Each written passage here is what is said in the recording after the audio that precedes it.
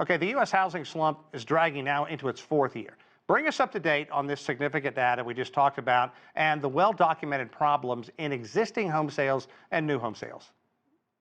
All of the symptoms you just talked about, the prices being way too high and financing being not available at a very expensive price, these are all symptoms of a lack of supply. There's just not enough housing for the number of people who want to buy housing. And I think that's really the fundamental problem here. If you want to ask what was causing all this lack of supply, well, builders just aren't building houses because a lot of stuff is restricting them from building these houses. And the main restriction that every builder seems to say is that local and state regulations, especially about land use, has really made it so expensive and so difficult for them to get land on which to build that they're very reluctant to build. And when they do build, they find that little acre of land to build. They build very expensive homes, which are called McMansions, that only the rich can afford. So those are really the structural problems behind the housing market that's causing all this grief. Let's talk about Trump's desire to ban institutional investors from buying single family homes, because I hear it all the time. I have kids who've been out of school for a while and they bemoan facts surrounding housing affordability. And what they tell me is pretty much a microcosm of what's going on in the U.S. What are the biggest hurdles facing American home ownership right now?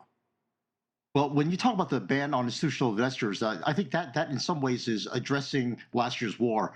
It was very true that during COVID and the mass exodus to the Sun Belt, a lot of the Wall Street investors started to see that wave of migration and said, "Wow, I'm going to buy up as much of that housing as I can and rent it out to these new migrants coming in." And so you had some neighborhoods with 20, 30% of housing bought up by the big Wall Street firms. But what we find now is that the model has changed. A lot of these Wall Street investors are really investing in communities to rent. And in other words, they're actually building houses for rentals. And I think that's really helped to alleviate some of the issues, although the housing that they put on the market for rent, these are only really for the rich people because the rents they're charging are really extraordinarily high compared to the average rents.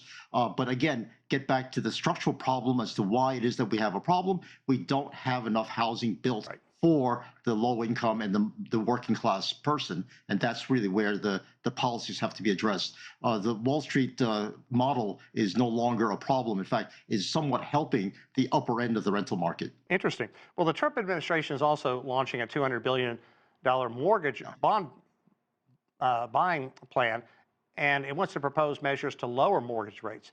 Do you think this is going to be effective, and how likely will that improve housing affordability? Because we're still back to the problem that you've talked about. There's not enough new homes for people entering the market.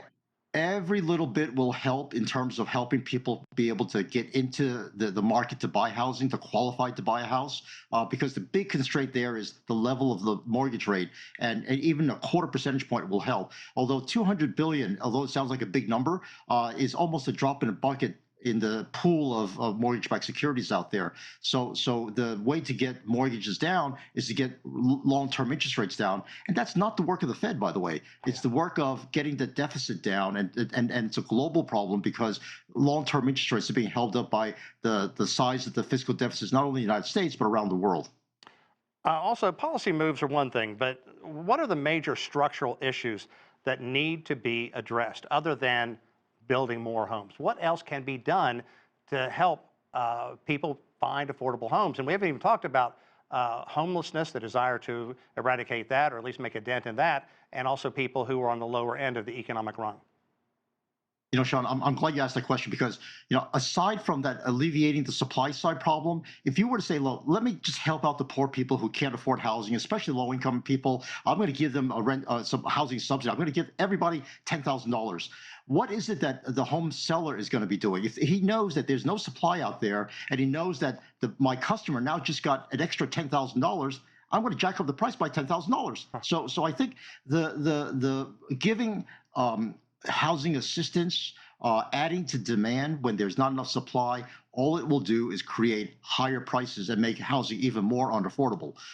So really the place where you go is to subsidize the building of housing for sale. More housing, incentivize the builders to build middle-class housing instead of luxury McMansions, and try to give them tax breaks to build those kind of houses rather than the more profitable McMansions. Okay, you got 30 seconds. Give me something good that we can tell young people out there who want to buy a home.